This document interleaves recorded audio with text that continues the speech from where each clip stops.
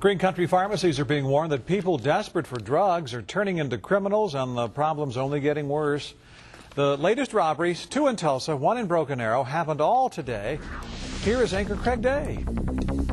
If it seems like there have been a lot of pharmacy robberies lately, you're right. But it is a trend that's a little disturbing. Robbery detective Dave Walker says each year Tulsa sees a certain robbery trend.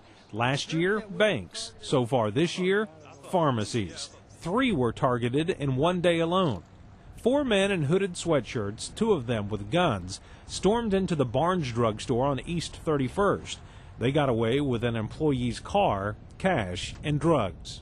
Also Friday morning, a man tried to rob the drug warehouse at 31st and Harvard, passing a note that said drugs on it. He didn't get any, but a little while later, the same guy was successful during a robbery at a Broken Arrow Walgreens at Houston and Elm.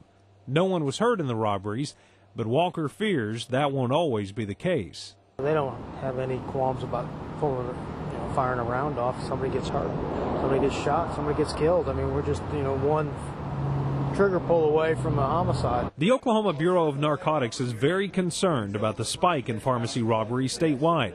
The group recently held a workshop in Oklahoma City for pharmacists and officers to learn more about the growing trend. As more people get addicted and more people want those type of substances, I believe that it's going to be something we've got to keep our eye on very closely, because I think the potential for these type activities will increase. In Tulsa, the good news is most cases are solved. Pharmacy robberies, if you look at it, we arrest probably 90 to 95% of those. Walker and the other investigators are hopeful these latest cases will be solved too.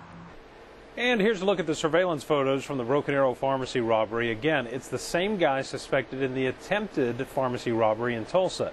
He left in a white Taurus. Anyone with information on any of today's cases should call Crime Stoppers at 596-COPS.